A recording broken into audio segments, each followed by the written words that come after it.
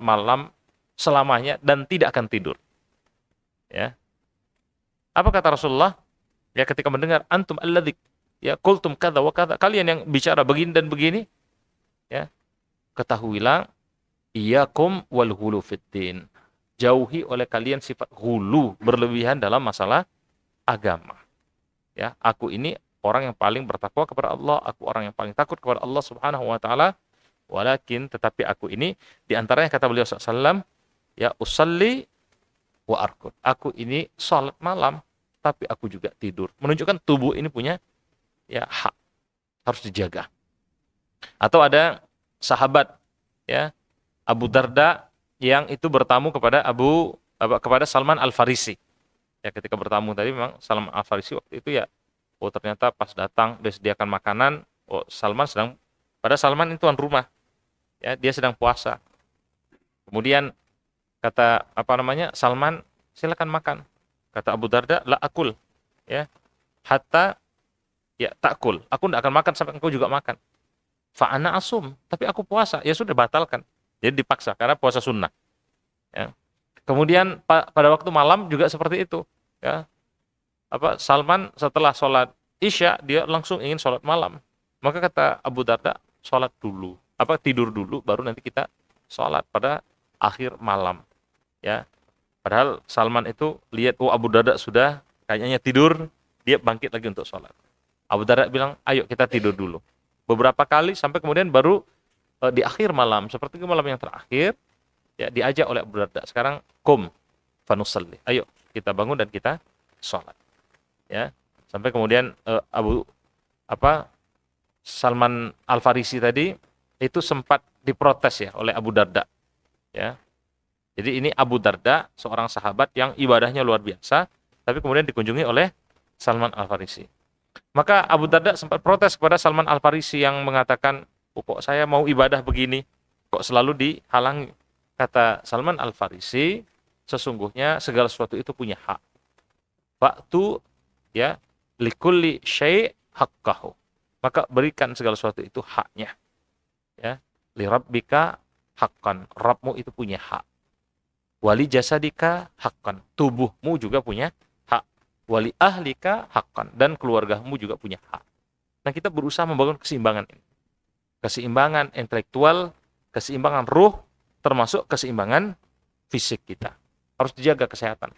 Dari istirahatnya, dari makanan atau minumannya, mungkin juga ya dengan olahraganya. Nah, kalau ini secara pribadi sudah bagus, baru kemudian nanti berkaitan dengan sosial. Ada orang yang mungkin intelektualnya bagus, tapi ruhnya kurang. Ada orang intelektualnya bagus, ruhnya bagus, fisiknya sakit-sakitan. Nah, idealnya intelektual, cerdas, fisik, sehat, ruhnya berkembang dengan baik. Nah, ini pun belum cukup tanpa disertai dengan sosial yang bagus. Ya.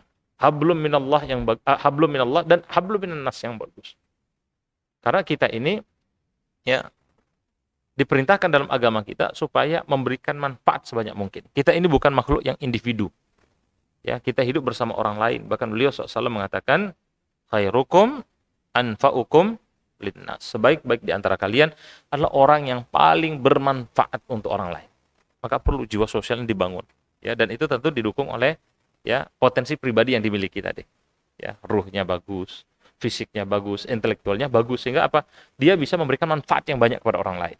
Dan peradaban manusia kemudian nanti dibahas oleh Ibnu Khaldun, sebenarnya ya itu saja, dari masa ke masa ya kita bagaimana menjaga 4 ini, Pak. Makanya nanti kita akan melihat ya pelan-pelan bagaimana ya ternyata kitab Muqaddimah ini menceritakan peradaban manusia ya dari mereka itu masih nomaden. Ya, nomaden itu artinya masih berpindah-pindah ya dari satu tempat ke tempat yang lain. Nggak ada orang itu misalnya, wah saya ini asli Malang. Nggak ada itu asli Malang itu nggak ada. Ya, mungkin kalau saya generasi pertama, generasi kedua, generasi ketiga Malang, atau bahkan mungkin generasi 10 mungkin ada. Tapi kalau mau dicek ya runtutan kita ini nggak ada. Kalau menurut Ibnu Khaldun, orang yang asli kota itu aja nggak ada kok.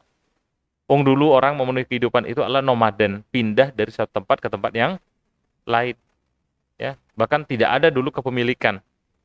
Ya, orang, wah saya butuh apa, misalnya buah, sudah pergi ke hutan. Milik siapa ya ambil aja itu, karena milik bersama. Oh saya butuh apa daging, ya sudah berburu. Jadi orang dulu sistem begitu. Dan belum ada cocok tanam. Oh ini mana yang ada di sana. Ah, baru kemudian pelan-pelan karena manusia juga bertambah, ya kecerdasan juga mengalami peningkatan, maka dan sumber daya tadi itu mengalami keterbatasan. Maka mulai orang berpikir, oh kalau begitu kita mulai sekarang bertani. Jadi tidak perlu pindah dari satu tempat ke tempat yang lain. Atau ada orang sudah mulai berpikir, ya kalau begitu sekarang kita mulai beternak saja. Jadi tidak perlu keliling berburu, ya kejar binatang itu kemana-mana. Awalnya begitu. Maka mulai orang tinggal di satu tempat. Ketika tinggal di satu tempat, berarti kan mereka sudah klaim, oh ini milik saya. Kalau mau yang lain silakan cari sendiri. Ya, kita atau mungkin nenek moyang kita dulu misalnya di Malang ini, itu kan mungkin bisa jadi tanah itu, sekarang tinggalan aja. Oh ini milik saya, sudah selesai. Orang klaim, oh iya itu milik si fulan. Berikutnya yang lain, oh mana yang belum milik orang lain, ya sudah. Pokoknya kalau dia sudah menggarap, itu milik dia. Dan ini nanti kita bisa menghubungkan ya, kenapa berkembang sosialisme. Ya, ada ideologi sosialis. Ini mohon maaf Pak, Ibu, ini jadi kayak kuliah, enggak apa-apa. Makanya ini resiko Mas Zaini ini.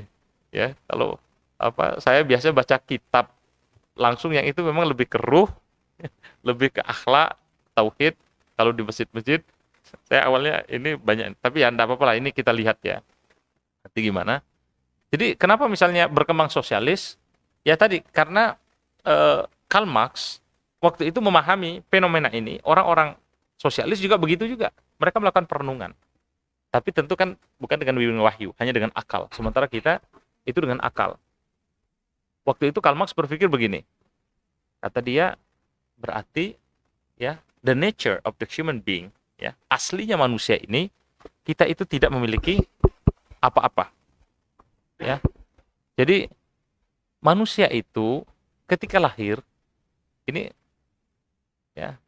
ini menurut Karl Marx, dan kita juga mengakui sama itu. Tapi nanti ada perbedaan dalam penafsiran.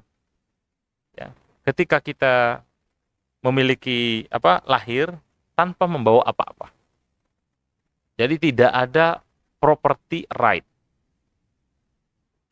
Ya. Jadi tidak ada hak kepemilikan. Ya. Maka Karl Marx itu melakukan perenungan. Berarti kan kalau dulu kan orang kan tidak memiliki itu. Mau butuh apa, sudah berburu. Mau butuh apa, dia pergi aja ke hutan, selesai. Tapi kata Karl Marx, berarti yang menjadi sumber masalah sebenarnya adalah property right. Kita merasa memiliki sesuatu. Jadi the feeling of having something itu sumber masalah. Ini menurut Karl Marx. Jadi contoh sederhana begini. Saya punya laptop. Ini kan sudah ada, oh ini punya saya. Kalau ada orang yang ambil, maka saya mesti protes. Karena apa? Saya punya perasaan memiliki. Dan kata Karl Marx, itu lihat dengan anak kecil, bayi. Bayi mungkin usia 1 tahun itu belum punya perasaan memiliki. Maka tidak ada itu kita cerita, dengar cerita misalnya ada seorang bayi itu dia protes, nangis, mainan saya itu diambil sama kakak saya atau sama teman saya. Tidak ada. Kapan bayi mulai konflik? Ya, ketika dia sudah merasa tahu ini mainan saya. Diambil oleh temannya, diambil oleh kakaknya, dia nangis dan protes. Maka kata Karl Marx, berarti masalah itu adalah karena ada perasaan kepemilikan tadi. Ya, tapi nanti kita panjang ini pembahasannya. Dalam Islam kita diberikan hak kepemilikan, tapi nanti ingat kepemilikan kita itu bukan milik kita sebetulnya. Ada 2,5% yang harus diberikan kepada orang lain. Ya, tapi kita bukan berarti tidak memiliki sesuatu. Itu juga tidak boleh. Nah, kembali ke Ibnu Khaldun. Jadi Ibnu Khaldun mengatakan ketika orang sudah mulai satu tempat, ya, mereka memiliki sesuatu, mulai akhirnya kan orang kan tidak bisa memenuhi semuanya. Ada interaksi, orang mulai berkumpul satu dengan yang lain, maka masyarakat yang awalnya nomaden itu berubah menjadi masyarakat sedimentary. Sedimentary itu artinya masyarakat yang mulai menetap di satu tempat dan pelan-pelan ada interaksi membangun peradaban. Nah, Ibnu Khaldun dalam kitab Muqaddimah ini ya menjelaskan bagaimana peradaban itu dimulai dari nomaden, kemudian nanti menjadi masyarakat yang sedimentary, dan ketika sudah sedimentary tadi menetap, maka mereka akan membangun identitas. Bangun identitas, artinya ada interaksi. Oh, kita di Malang, kita merasa Aremania. Ya, misalnya. Jadi dibangun identitas-identitas seperti ini. Dan inilah kemudian yang dia sebut itu sebagai hizbiyah. Ya. Hizbiyah, perasaan hizbi, perasaan kekelompokan. Kita satu kelompok. Dan ini real ada di dalam diri kita. Ya. Tergantung dengan levelnya. Level kekuatannya maupun level keluasannya. Contoh sederhana. Di sini orang Merjosari mana? Ngacung misalnya. Itu ada perasaan, saya ini orang Merjosari. Itu kan ketika mungkin levelnya level kecamatan atau level kota. Nanti ketika kita sudah keluar ya dari Malang, kita tidak peduli mau orang Pulau Mas, mau Kedung Kandang, mau manapun, ketemu di Jakarta. Lu orang mana, Mas? Saya orang Malang. Loh, sama. Nah, jadi ada perasaan ikatan ya, bahwa kita sama-sama orang Malang. Nanti kita pergi ke luar negeri, kita tidak pandang mau orang Malang, Jawa Timur, Sumatera, itu tiba-tiba kita itu merasa dekat loh. Pas jangankan dengar udah ngomong begitu ya, baru lihat misalnya kita pergi ke luar negeri, orang pakai batik, nah ini mesti orang Indonesia. Itu muncul itu, ada perasaan wah kita sama-sama orang Indonesia. Nah, dan ini sunatullah, ada memang perasaan seperti itu. Dalam identitas apapun, Muslim misalnya, ya kita pergi di tempat yang di sana minoritas Muslim. Ya, kami pernah beberapa kali ya di tempat yang minoritas Muslim. Saya pernah 2 tahun tinggal di India. Ya, sempat 6 bulan itu tinggal di Taiwan. Ya, sempat juga di Italia, di Trento. Beberapa negara yang lain, di Thailand, di New Zealand, ya yang memang minoritas, Pak. Jadi kita kalau sudah lihat ada orang bahkan dengan tampilannya Muslim, itu tiba-tiba ada loh kedekatan, ya karena kita merasa punya identitas yang sama. Nah, Ibnu Khaldun mencoba menjelaskan identitas ini. Bagaimana identitas ini sangat penting dalam membangun peradaban, baik pada masa lalu maupun nanti pada masa sampai pada masa modern. Dan itu yang beliau ceritakan. Jadi perjalanan peradaban. Ya. Bahkan sampai orang nanti punya kepentingan, kita perlu membangun negara. Jadi itu tadi hanya dari nomaden, individu-individu berkumpul membentuk masyarakat yang sedimentary, menetap, kemudian membangun suatu identitas, ada interaksi, maka muncul ada pikiran, kita butuh ada pemimpin ini. Karena orang itu punya punya keinginan yang banyak. Gimana ya supaya muncul pemimpin? Ibnu Khaldun jelaskan. Bahkan nanti sampai beliau membahas kriteria pemimpin itu seperti apa. Bagaimana kemudian sistem kepemimpinan itu harus dibangun, syarat ya masyarakat bersikap terhadap pemimpin gimana. Bahkan nanti beliau menceritakan bagaimana ketika terjadi peperangan, karena pada level negara pun itu juga muncul nanti hizbi level negara. Maka muncul perang. Ya. Dan seterusnya. Ya, sampai kemudian beliau menceritakan perkembangan dunia modern itu gimana. Padahal Ibnu Khaldun hidup pada tahun 971 Masehi. 971. Sekarang 2023. Berarti sudah 1000 tahun lebih. Ya. 1040 tahun lebih. Yang 1050 tahun, Pak, ya. 1052 tahun yang lalu. Ya, hidupnya Ibnu Khaldun. Ibnu Khaldun ini baru pengantar, ya. Nama beliau Abu Zaid Abdurrahman bin Khaldun. Asalnya itu dari Tunisia. Ya, Tunisia itu di sebelah baratnya Mesir. Ya, asalnya dari Tunisia. Tapi karena Tunisia kan dekat itu tapi kita bisa bayangkan ya, dekat itu kan sekarang kita bilang dekat. Kalau dulu bayangkan dari Mesir dari Tunisia pergi ke Kairo. Itu lihat petanya. belum ada pesawat terbang. Ya, zaman Ibnu Khaldun. Dan memang terkenal ya, orang-orang dulu, Masya Allah, dari dulu, ternyata merantau itu penting. Ya, pergi dari suatu tempat ke tempat yang lain. Ya, mencari keutamaan. Karena nanti akan ada banyak mentalitas yang terbangun. Dan ini dilakukan oleh Ibnu Khaldun. Ya, meskipun asalnya dari Tunisia, Ibnu Khaldun itu dia lama tinggal di Kairo. Ya, bahkan sampai menjadi hakim di Kairo, dan beliau termasuk salah satu pengajar di Al-Azhar University, ya, Jami'ah Al-Azhar. Jami'ah Al-Azhar ini termasuk salah satu kampus tertua, ya, masyarakat Muslim di dunia. Kampus Islam tertua di dunia itu Al-Azhar. Ya. Kalau di dunia itu ada satu kampus Nalendra University di India. Itu sebelum Masehi, Pak. Sudah ada kampus Nalendra University. Ini sekarang baru dibangun lagi. Jadi peradaban sangat lama. Dulu itu Cina itu belajar ke sana dulu.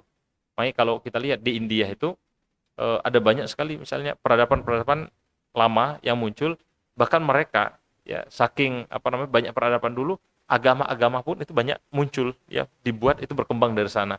Hindu, Buddha. Karena tradisi intelektual itu sudah berkembang sejak dulu di India.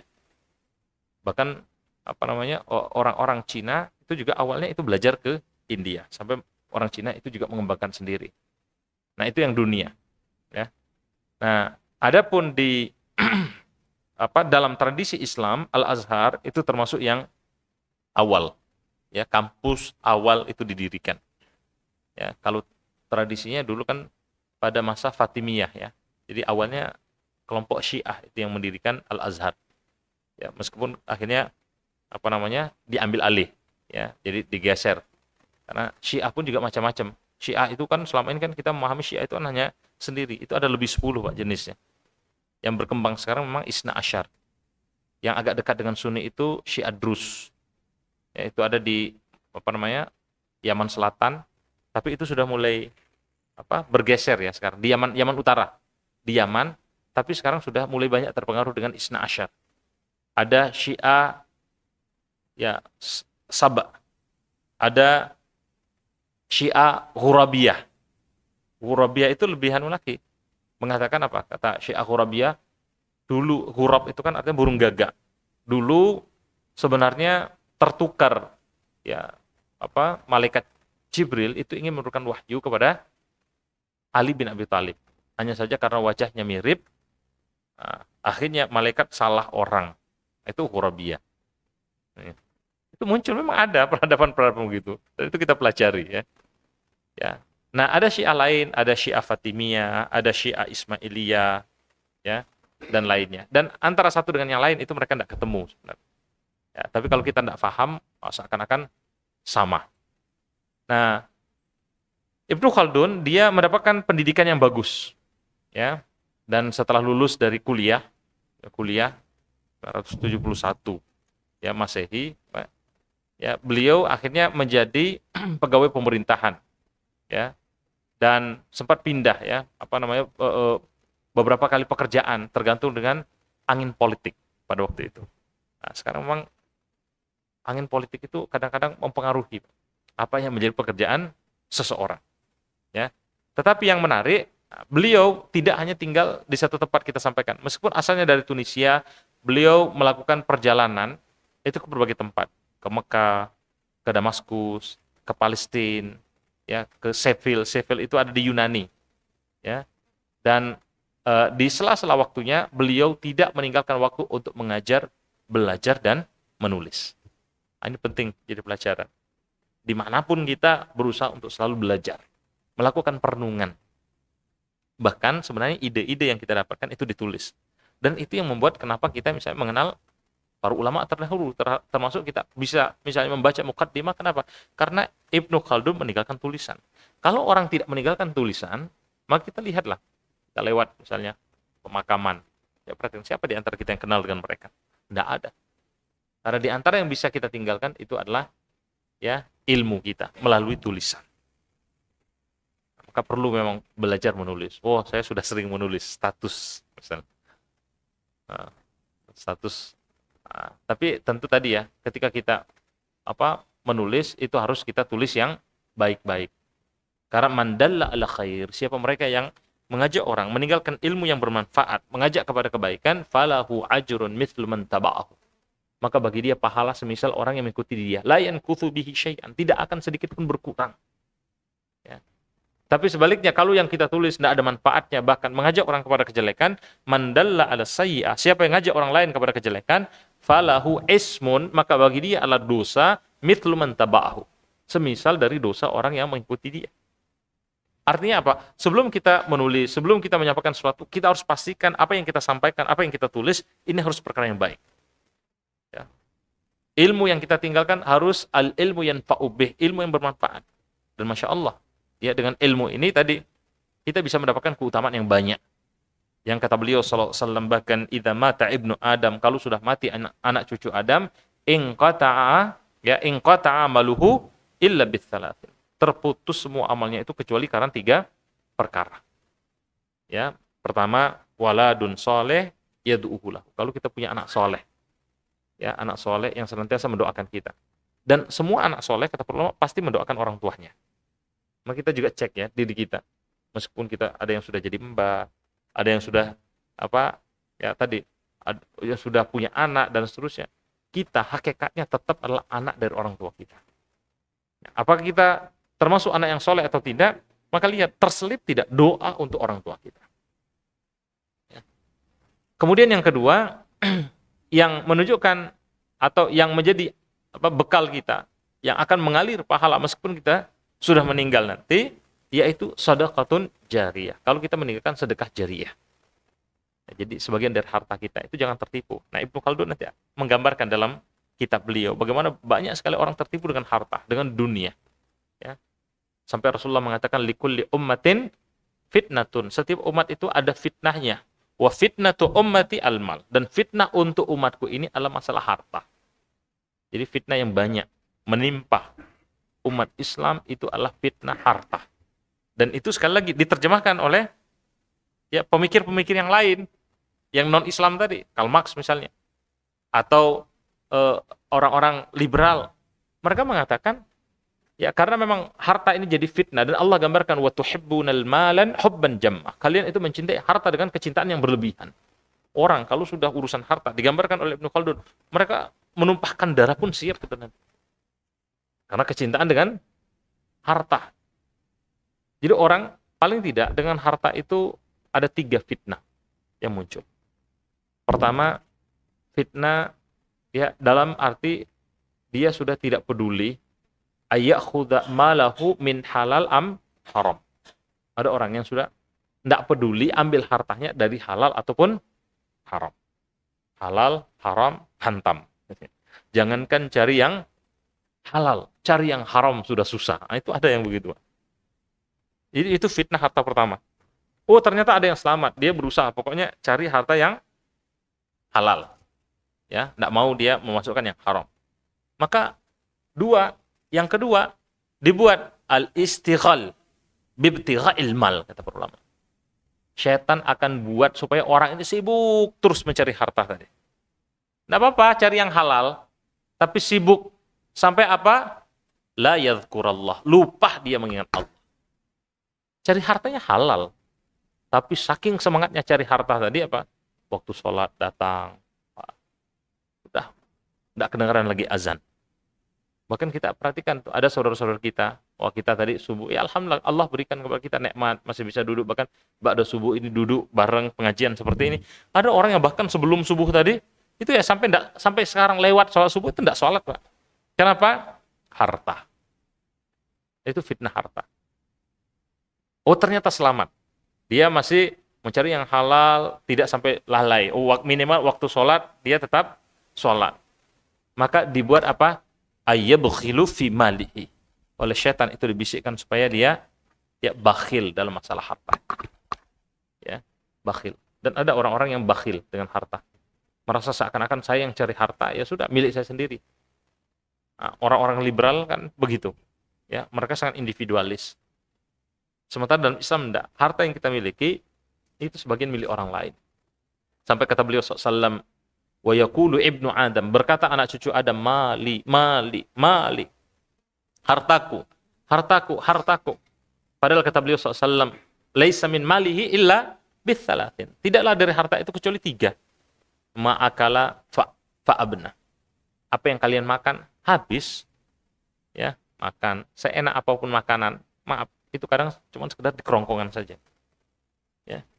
Sudah selesai itu ya sudah selesai. Sama saja, mau makan dengan harga sekali makan, ya harga mungkin cukup untuk orang tidak mampu 1 bulan makan, itu bisa. Nah ini, peradaban ini berulang terus, manusia hanya sibuk dengan begitu saja. Dan Ibnu Khaldun bahasin. Kemarin kita waktu ke Tulungagung itu ya sempat cerita-cerita, dan kami pribadi juga ngalami. Contoh sederhana saja. Ya, masyarakat kita ini memang salah satu masalah besar itu adalah ketimpangan ekonomi. Ketimpangan ekonomi. Kalau tanya ada orang yang kaya, banyak yang kaya. Tapi bahkan pertumbuhan ekonomi ya ada cenderung peningkatan. Saya tidak tahu sekarang mungkin sampai 7% misalnya Indonesia atau 5%. Itu kan sudah bagus sebenarnya. Tapi kalau sudah bicara pemerataan, bahkan kita melihat ketimpangan yang luar biasa. Dan tidak jarang kemiskinan itu menjadi kemiskinan yang bersifat struktural. Ya, kita tidak perlu jauh-jauh, lihat tetangga-tetangga kita atau di sekitar kita lah. Ya, kami ketemu satu wilayah misalnya di Malang ini, jarak dengan kampus itu ya paling 3 kilo. Tidak nyampe 5 kilo dari kampus. 3 kiloan. Kumpulkan dalam satu RW saja, itu lebih dari 10 anak-anak usia sekolah, ya, usia 7 sampai 10 tahun, itu tidak bisa baca tulis. Kenapa? Mereka untuk sekolah saja itu tidak bisa.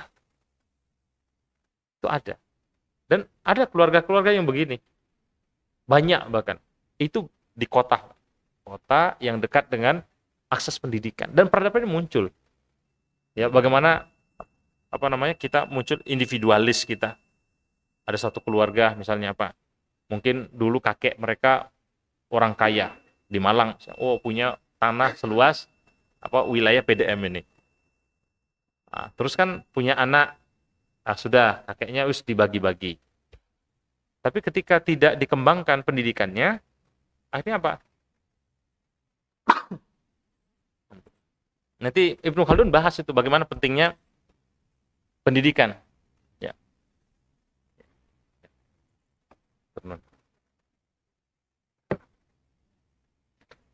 Jadi Ibnu Khaldun bahas nanti, bagaimana pentingnya pendidikan. Jadi peradaban itu kan termasuk dalamnya pendidikan. Ketika orang tadi tidak punya pendidikan, ya, artinya pendidikan itu kan formal. Ada 2 ya. Ada yang memang formal. Sampai doktor itu hanya urusan ijazah saja itu. Tapi pendidikan itu artinya mampu berpikir rasional, mampu berpikir ilmiah. Ketika berpikir tadi itu dengan data-data. Jadi bukan hanya dhon, bukan hanya prasangka. Orang yang berpendidikan adalah orang yang, kalau dalam Jepang itu dikatakan enrich your soul. Dia mampu untuk betul-betul memperkaya jiwanya. Itu hakikat dari pendidikan. Nah, orang kalau sudah bisa berpikir seperti ini, ya berpikir ya lebih modern, maka dia tidak akan berpikir, wah, saya punya tanah warisan dari orang tua, sudah jual. Tapi banyak itu, langsung jual, bagi-bagi, uangnya tidak tahu sampai kemana. Habis. Akhirnya Ya terjebak tadi dengan kemiskinan demi kemiskinan. Bahkan untuk kehidupan sehari-hari pun itu susah. Dan itu banyak. Dan kalau sudah jatuh ke sini, mereka mau akses pendidikan juga susah. Ya sudah, akhirnya satu keturunan ini, anak-anak mereka tidak punya akses pendidikan, berikutnya ya jatuh lagi kayak gitu. Kecuali ada di antara anggota keluarga tadi yang mau mendobrak. Dan cara yang paling efektif sebenarnya untuk ya merubah status sosial ini adalah melalui pendidikan. Nah, ini yang dilakukan oleh Ibnu Khaldun. Dia memang senang belajar. Ya, jadi belajar itu bukan cuma sekedar tadi formalitas, tapi kenal dengan banyak orang, kita paham, orang punya karakter begini-begini, melakukan perenungan, kemudian ilmu yang dia miliki itu dia tulis dan dia kembangkan atau dia bagikan kepada orang lain. Nah, ini kita selesaikan sedikit untuk sejarahnya. Ya. Nah, Ibnu Khaldun, beliau ini sebenarnya pakar dalam banyak hal dalam bidang sejarah, karena memang sejarah itu penting. Sejarah sampai dikatakan as far as you look backward, sejauh engkau bisa memandang ke belakang, as far as you will look forward.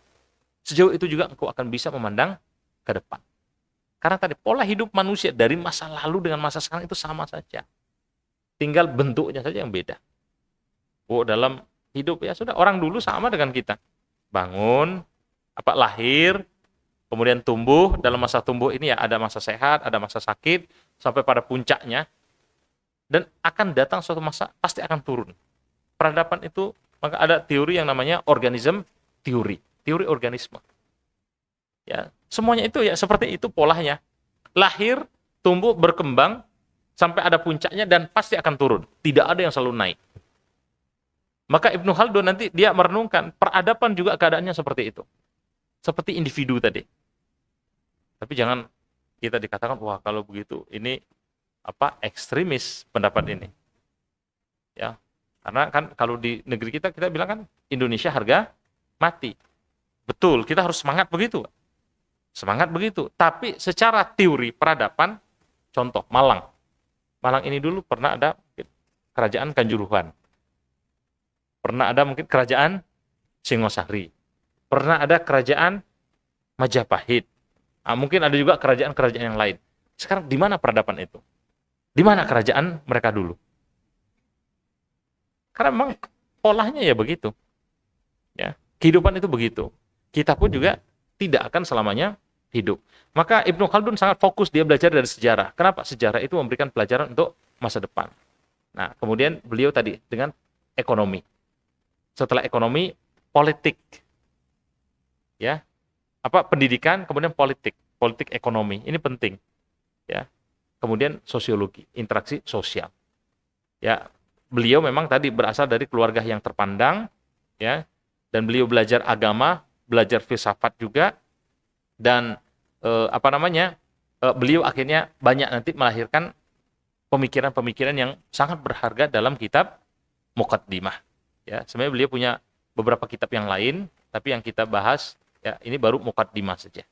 Nah, untuk isi Muqaddimah ini seperti apa, insya Allah ya akan bisa kita bahas pada pertemuan berikutnya. Ya, wallahu taala alam, karena ini pengantar. Ya, nanti insya Allah mungkin sudah bisa langsung kita lihat ke isi kitabnya. Tapi kira-kira sekilas dapat gambaran ya. Ibnu Khaldun ingin bercerita seperti itu. Nah, kita harapannya dengan belajar kitab Muqaddimah ini tadi, maka kita akan bisa ya mulai melihat bahwa ya beginilah kehidupan. Ya, beginilah kehidupan. Kehidupan itu berputar. Ya, dan kita harus mengambil hikmah ya dalam menjalani kehidupan kita sekarang ini. Wallahu taala a'lam. Sebelum diakhiri, monggo kalau mungkin ada yang ingin ditambahkan atau ditanyakan, kami persilahkan.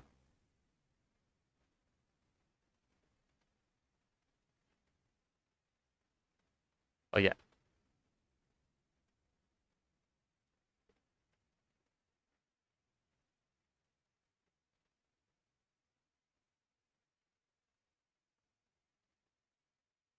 Ya. Ya. Waalaikumsalam warahmatullahi wabarakatuh.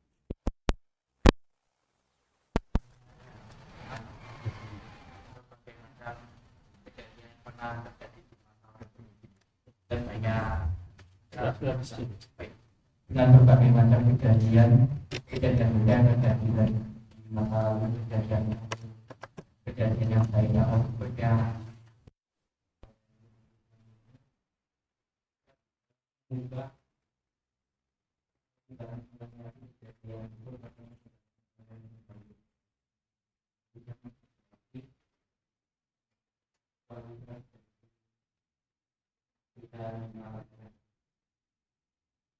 Ya. Memang beliau SAW itu pernah mengatakan khairul qarn qarni. Ya, sebaik-baik masa kurun itu adalah masaku. Ya, kemudian yang setelah itu dan yang setelah itu. Tsumma yalinuhu fayalinuhu. Ya, memang itu ada kaidah yang seperti itu. Nah, tapi kata para ulama, ini bukan berarti kemudian mutlak secara semuanya per individu, per peradaban itu akan lebih jelek dibandingkan dengan zaman yang Rasulullah SAW tadi sampaikan. Tetapi ini adalah kaidah secara umum saja. Artinya sangat tergantung dengan bagaimana kita untuk mengambil pelajaran. Memang Rasulullah sempat ya menyampaikan kepada para sahabat, kata beliau SAW, yasiku al-umam qatta'am ala kas'itiha. Akan muncul nanti suatu masa yang mana umat ini sudah akan seperti makanan di atas hidangan. Ya, diperbutkan dari berbagai sisi. Ya, sampai ada sahabat mengatakan, ya Rasulullah, amin qillati nahnu yawma idzin ya Rasulullah. Apa karena jumlah kami yang sudah sedikit pada waktu itu, wahai Rasulullah? Kita bayangkan, saat itu Rasulullah menyampaikan, itu para sahabat itu kan totalnya, ya, dari masa Mekah sampai masa Madinah. Padahal Rasulullah menyampaikan dari masa Madinah. Itu kan enggak, cuman hanya sekitar 100.000 saja. Jadi kalau dibanding dengan penduduk Malang kota saja, itu sahabat itu lebih sedikit. Tapi Masya Allah, kalau kita baca kitab-kitab Sirah Nabawiyah, maka inspirasi itu selalu ada dari mereka. Ya, dan sahabat sempat berpikir, kok membayangkan saat itu umat Islam sudah seperti makanan, ya, yang di atas hidangan diperbutkan dari berbagai sisi. Apa karena jumlah kami yang sedikit? Maka kata beliau SAW, la, walakin antum yawma idzin katsirun. Justru saat itu jumlah kalian itu banyak. Sekarang umat Islam itu hampir 2 miliar di muka bumi sekarang. Dari 7,6 atau 7,7 miliar penduduk. Jadi hampir 20% dari penduduk, 25% ya, 20 sampai 25% penduduk di muka bumi ini mereka adalah muslim. Ya, tapi banyaknya kalian kaghutha Israel. Itu seperti buih di atas lautan. Ya, Allah mencabut rasa sungkan di hati musuh-musuh kalian. Ya, tidak ada wibawahnya umat Islam lagi. Kenapa? Karena fi qulubikum al-wahan. Di hati kalian itu sudah ada penyakit wahan. Ya, sampai kata para sahabat, apakah al-wahan itu ya Rasulullah? Kata beliau SAW, lihat, ini ternyata masalah tauhid, Bang. Ya, hubbud dunya wa karahiyatul maut. Ini masalah tauhid. Di hati kalian terlalu cinta dengan dunia. Dunia itu sudah masuk ke dalam hati kalian. Kenapa bisa masuk? Karena tadi iman kita sudah kurang. Kalau orang betul-betul beriman kepada Allah Subhanahu wa taala, dia yakin la yamutu sassan hatta yakmilallahu alaihi rizqahu. Tidak mungkin kita ini akan mati sampai jatah rezeki itu Allah cukupkan. Bahkan kata beliau SAW, lau kharaba an rizqakum kama yakhribu anil maut. Kalau saja kalian itu berlari dari rezeki kalian, sebagaimana kalian berlari dari kematian.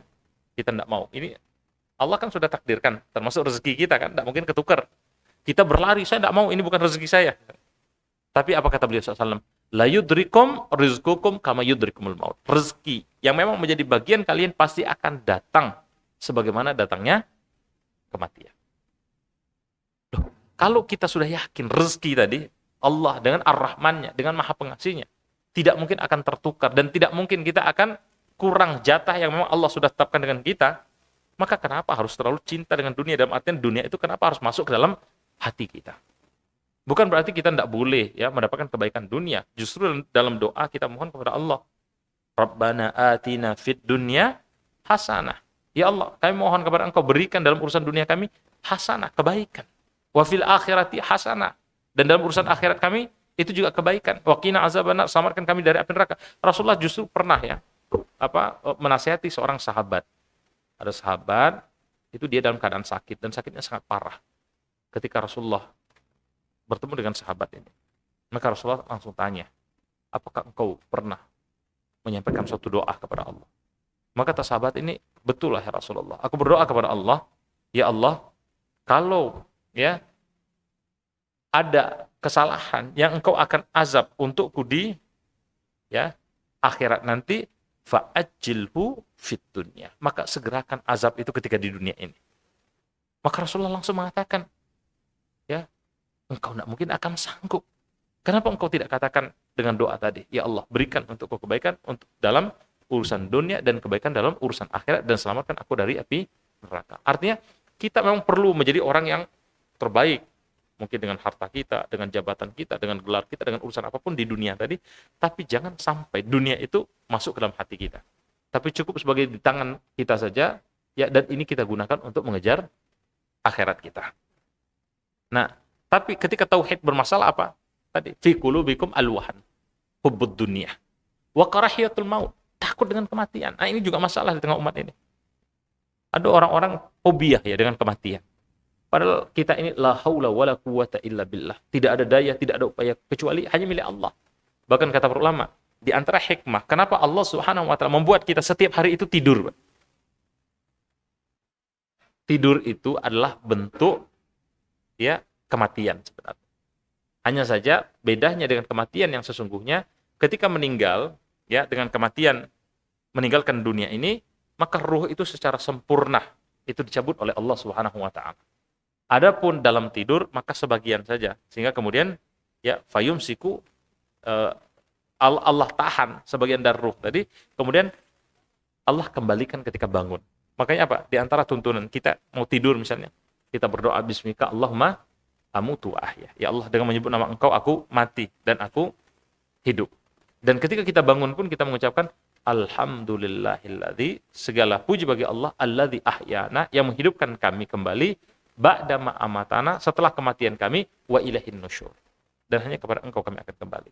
Kata para ulama sebenarnya kalau kita mau merenung, ini termasuk renungan. Ibnu Khaldun kan juga mengajarkan begini, kita harus banyak merenung. Kenapa kok tidur setiap saat? Menunjukkan itulah. Kita, kalau memang sudah datang waktu tidur, tidak punya daya, tidak punya upaya, tidak punya kekuatan apapun, ya sudah. Mata yang terbuka langsung tertutup. Tubuh yang kuat itu langsung lemes. Begitu juga halnya dengan kematian nanti. Dan dia, ja'at al-maut baghtatan. Kematian ini pasti akan datang kepada kita dalam keadaan tiba-tiba. Fa'idha ja'a ajaluhum, kalau memang sudah datang ajalnya, la yastakhiru sa'atan, tidak mungkin akan diakhirkan meskipun sesaat, wa la yastakdimun, dan tidak mungkin akan maju. Jadi orang mukmin yakin betul ajal kita itu sudah ada ketetapannya. Yang bisa berubah itu adalah umur. Umur itu bukan urusan usia. Ini memang beda bahasa Arab dengan bahasa Indonesia ya. Jadi kalau dia meninggal sampai usia 70 tahun misalnya. Dan Rasulullah memang sudah nyampaikan kan, umur umatku ini 60 sampai 70 tahun. Ini bukan nakut-nakuti, Pak. Ya. Ada yang lebih, tapi hanya sedikit yang lebih dari itu, kata beliau SAW. Artinya apa? Kalau usia sudah 60, 70, itu tanda-tanda kalau ya ibarat matahari sudah mulai condong ke barat. Yang 40 pun juga harus siap. Yang kurang pun juga harus siap. Ya. Tapi ketika iman kurang, maka orang tadi apa? Mereka ya takut dengan kematian. Hubbud dunya wa karahiyatul maut. Takut dengan kematian. Padahal kematian adalah sesuatu yang pasti. Artinya apa? Kembali ke peradaban, sebagaimana pertanyaan tadi. Kenapa umat Islam kemudian yang banyak ternyata tidak kemudian posisinya sebagaimana kekuatan orang-orang terdahulu pada masa Rasulullah SAW? Ini urusan iman. Ada masalah dengan iman kita. Maka seharusnya kita betul. Kalau kita ingin belajar memperbaiki umat ini, maka tatah lagi. Ya, bagaimana umat ini harus diperbaiki. Dan ini dilakukan oleh beliau SAW yang merubah peradaban hanya dalam waktu sekitar 23 tahun. Tapi kita harus kaji. Nah, Ibnu Khaldun mengkaji itu. Bagaimana Rasulullah itu merubah peradaban yang awalnya adalah peradaban yang jahiliyah menjadi peradaban yang kuat dalam 23 tahun. Tunjukkan siapa pemimpin di muka bumi ini selain Rasulullah SAW yang sudah kita tahulah bagaimana kejahilan dari orang-orang Quraisy terdahulu. Tapi ketika Rasulullah datang, dikuatkan betul pondasinya, tauhidnya, bahkan kan dakwah tauhid kan selama di Mekah. Ya, 13 tahun beliau di Mekah, maka itu fokus dengan tauhid. Baru kemudian bergeser itu tadi dengan syariat. Maka dakwah kalau ingin sukses tentu harus meniru dakwahnya beliau SAW. Umat ini kalau ingin kembali menjadi umat yang terbaik, maka juga harus meniru bagaimana beliau SAW membangun para sahabat terdahulu. Ya. Dijelaskan panjang ya bagaimana kebaikan-kebaikan dari para sahabat pada masa beliau sallallahu alaihi wasallam. Ya, kiranya demikian yang bisa kami sampaikan. Mohon maaf mungkin waktunya kelebihan ya. Semoga ada manfaatnya. Kita akhiri. Subhanakallahumma bihamdika asyhadu an la ilaha illa anta astaghfiruka wa atubu ilaik. Assalamualaikum warahmatullahi wabarakatuh.